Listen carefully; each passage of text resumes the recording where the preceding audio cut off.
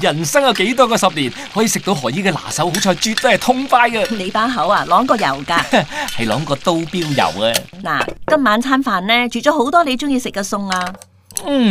何姨啊，你嘅手勢咁多年都冇變過，仲係咁正。係刀標油嘅獨特花生香味，咁多年嚟都冇變過。